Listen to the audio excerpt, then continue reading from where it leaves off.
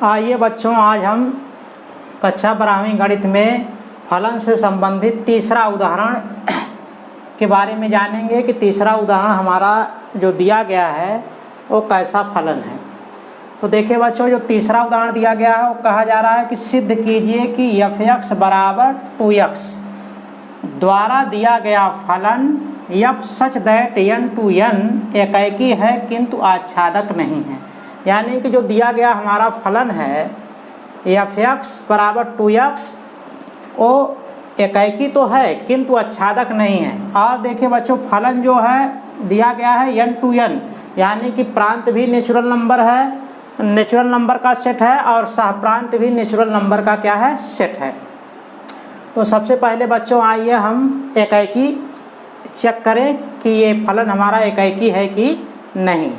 देखिए बच्चों, दिया गया है फलन f(x) बराबर 2x।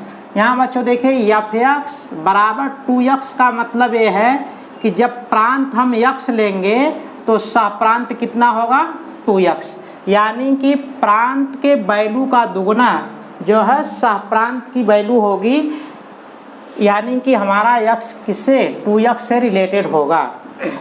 तो आइए बच्चों, यहाँ दिया गया है कि f(x) बराबर 2x।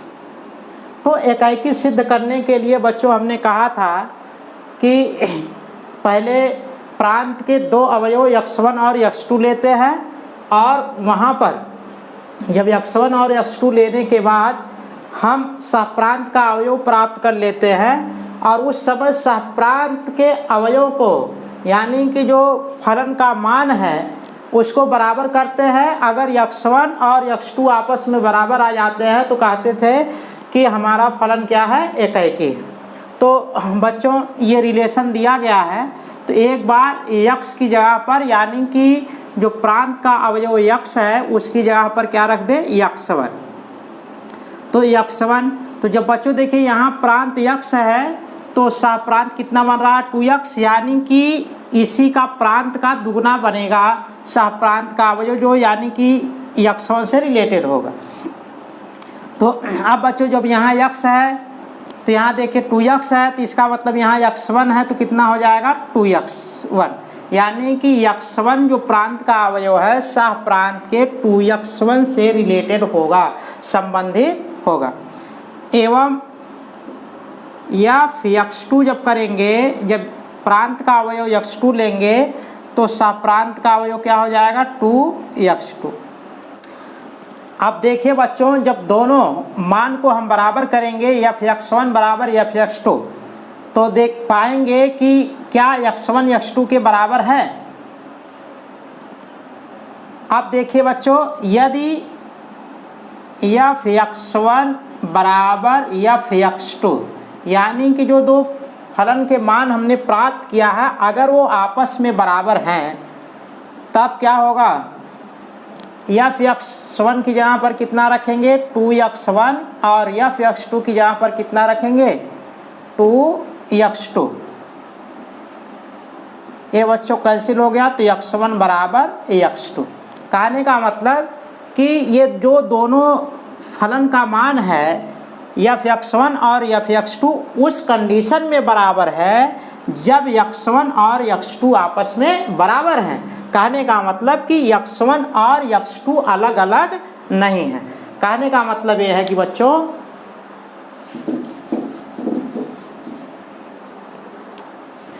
कि अगर ये मान लीजिए हमारा प्रांत है और एक अवयव x1 और एक अवयव x2 लेते हैं।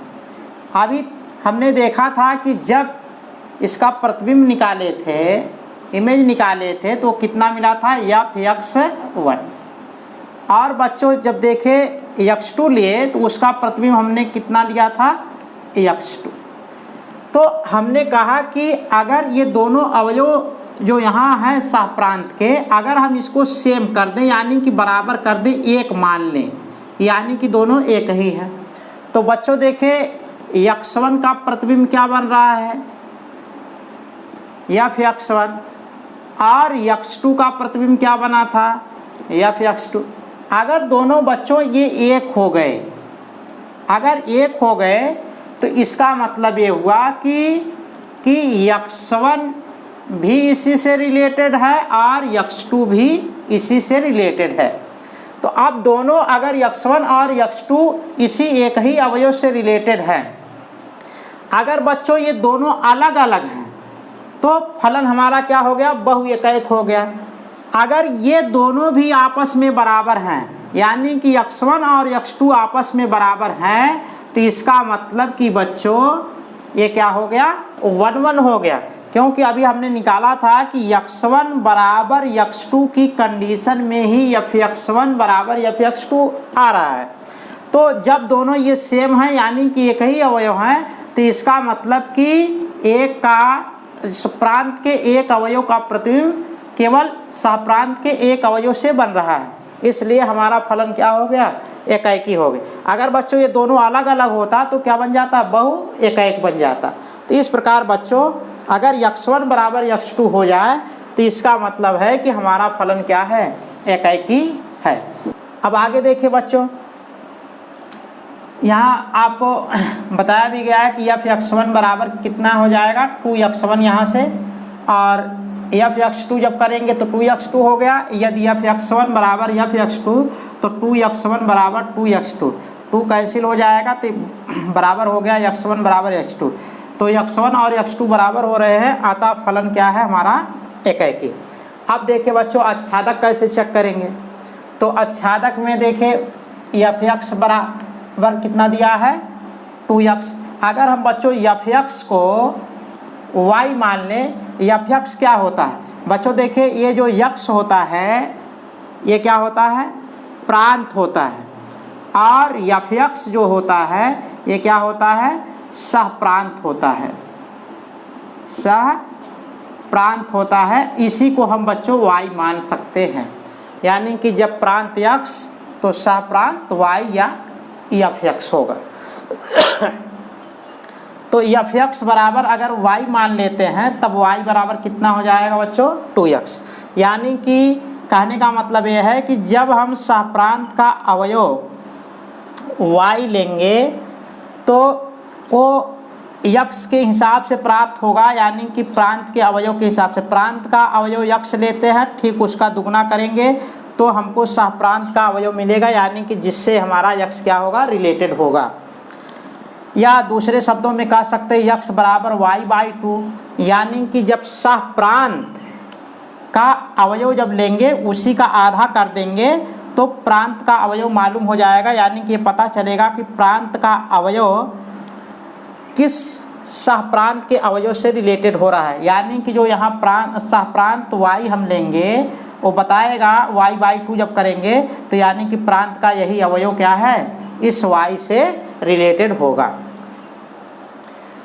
अब आगे देखें y एलिमेंट n, यानी कि जब सहप्रांत का एलिमेंट लेंगे, चूँकि ये देखें सहप्रांत क्या है, नेचुरल नंबर का सेट है, इसलिए y एलिमेंट n ले रहे हैं, या y बिलोंग टू n के लिए x बराबर y/2, यानी कि जब हम सहप्रांत का अवयव y लेंगे तो उस समय हमको x कितना चाहिए, y/2 चाहिए, क्योंकि y लेने के बाद x की वैल्यू जो रिलेटेड होगी उससे कितनी होनी चाहिए, y/2 होनी चाहिए।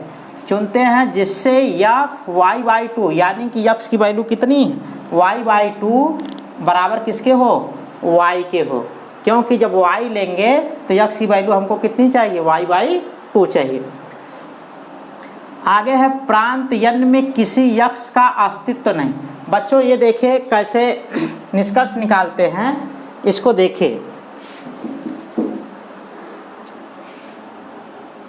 ये हमारा क्या है, प्रांत, ये नेचुरल नंबर का सेट है, ये आपको बता रहा है। देखिए बच्चों यहीं से क्लियर होता है कि हमारा प्रांत किसका सेट है और सहप्रांत किसका सेट है।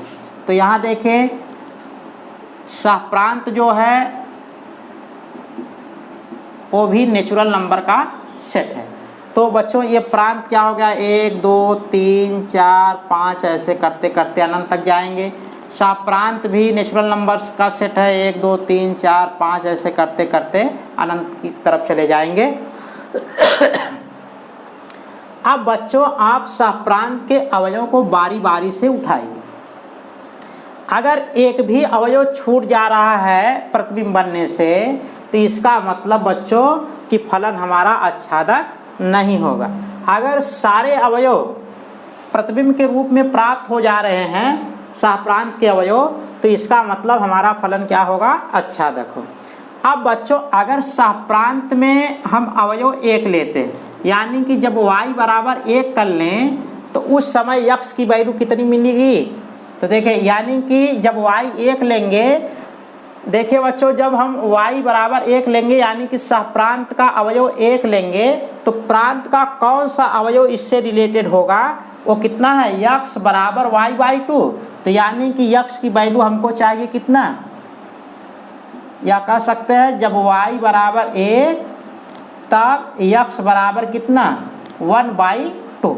यानी कि प्रांत का अगर अवयव x 1/2 होगा तभी सहप्रांत के अवयव से रिलेटेड होगा। लेकिन बच्चों जो प्रांत है और क्या है, नेचुरल नंबर का सेट है। तो चूंकि नेचुरल नंबर में 1/2 नहीं है, 1/2 नेचुरल नंबर में नहीं आता है, तो जब नेचुरल नंबर में 1/2 है ही नहीं है तो एक कैसे रिलेटेड होगा। तो इस प्रकार बच्चों हम कह सकते हैं कि ये क्या है, एक आच्छादक फलन नहीं है। तो अगर मान लीजिए दूसरा उठाते हैं यहाँ बच्चों, y बराबर 2 लेंगे तो x बराबर कितना हो जाएगा, 2/2 बराबर 1। तो यानी कि 2 का संबंध किससे हो गया, 1 से। उसी तरह अगर बच्चों मान लीजिए हम 3 उठाएंगे तो x की वैल्यू 3/2 नेचुरल नंबर में नहीं होगा। 4 उठाएंगे तो ये 2 से रिलेटेड हो जाएगा। 3 इसी तरह उठाएंगे तो किससे रिलेटेड हो जाएगा, 6 से रिलेटेड हो जाएगा। तो यहाँ बच्चों देखिए सहप्रांत के 1, 3, 5 इस तरीके से देख रहे हैं, जो विषम संख्याएं हैं वो प्रांत के किसी अवयव से रिलेटेड नहीं हो रही हैं। यानी विषम संख्याएं जो हैं वो प्रांत के किसी अवयव से रिलेटेड नहीं हो रही हैं, यानी कि जो सहप्रांत के विषम संख्याएं हैं वो प्रतिबिंब के रूप में नहीं प्राप्त हो रहे हैं। तो इस प्रकार बच्चों हम कह सकते हैं ये फलन आच्छादक नहीं है, आच्छादक फलन नहीं। इसीलिए बच्चों यहाँ लिखा जा रहा है कि प्रांत यन में किसी यक्ष का अस्तित्व नहीं। आप बच्चों आच्छादक नहीं दिखाना है तो किसी एक एलिमेंट को उठा लीजिए जो प्रांत के किसी अवयव के साथ प्रतिबिंब ना बन रहा हो, तो उसी से निष्कर्ष निकाल कर लिख दीजिए कि यानी कि ये आच्छादक फलन नहीं। तो हमने ये ढूंढा कि जब 1 उठाया तो देख रहे थे 1 के लिए हमको प्रांत में वैल्यू कितनी चाहिए थी, 1/2, जो प्रांत में नहीं है। तो उसी के आधार पर हम निष्कर्ष निकाल रहे हैं। अतः यन में किसी यक्ष का अस्तित्व नहीं है जिसका प्रतिबिंब सहप्रांत यन का अवयव 1 हो। यानी बच्चों जो सहप्रांत यन का अवयव 1 है वो प्रांत के किसी अवयव का प्रतिबिंब है, क्योंकि जब सहप्रांत का अवयव y बराबर 1 लेते हैं तब प्रांत का अवयव x बराबर y/2 बराबर 1/2 होगा, परंतु 1/2 नॉट एलिमेंट n, यानी कि प्रांत का अवयव ये नहीं है, अतः फलन आच्छादक नहीं होगा।